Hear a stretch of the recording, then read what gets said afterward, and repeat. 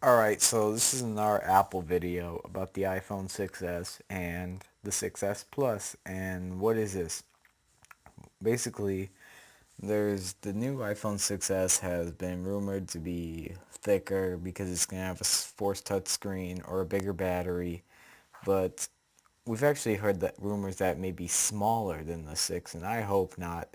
But we've also heard rumors that may be thicker to get a bigger one, which I hope, and other rumors that's thicker to get a bigger battery or a Force Touch display also could be a bigger battery.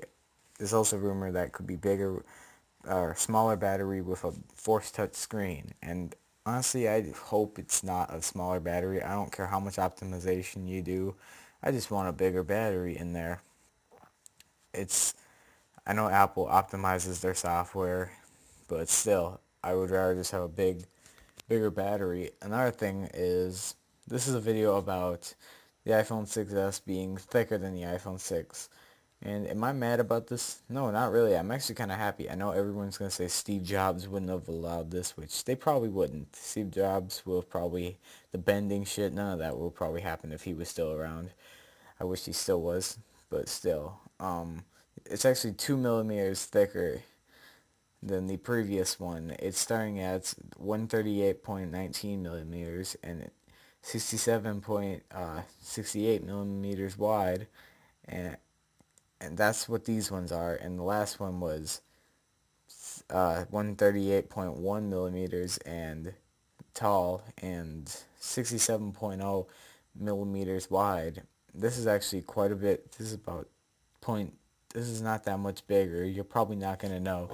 And all of the cases will probably work the same unless it's like a super special case, like a um what's it called? Maybe if Apple's probably gonna make a case saying it won't fit as properly. If the iPhone 5C cases fit the 5S, you know that it's gonna work the same on here. You're probably not even gonna notice the point 0.2 millimeters, and unless you could probably tell a difference now that the camera no longer sticks out, as you can see in this picture here, and it's about 0.15 millimeters taller and zero point 0.2 millimeters thicker, which isn't really that big. I hope the battery life stays the same, if not gets bigger, because iPhone battery life has never been big, and I'm really not a fan of this. Force Touch, I'm wondering what it's going to be. I may make a video talking about what Force Touch is, but currently I don't see why anyone would be mad about this, and the question is, would this bother you if the next one was thicker? Honestly, I just want a big phone or I just want a phone with a big battery, and the Force Touch will be added. If it's the same battery, I wouldn't be mad if it has the 6 Plus and this, but if it's just thicker for no reason with no Force Touch and no bigger battery, then we'd have a problem there. Unless it's to hide the camera thing, which I don't really see why it's a problem. If Samsung can make a camera protrude, and so can LG, and basically every Android phone can, why can't Apple? I know Apple's supposed to be like a designer brand, the Gucci of phones or whatever, where they have to have the best look, the best everything, the Jordans of phones, basically. It's the designer brand. Apple, when you buy it's like buying a designer purse or an expensive pair of sneakers. That's basically what the iPhone line is.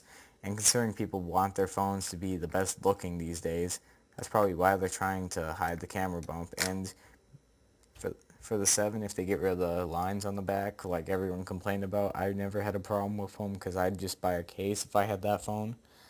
But if they did, and the camera doesn't stick out, and you make improvements of a bigger battery, maybe smaller bezels on the 7, that's what I really want on the 7.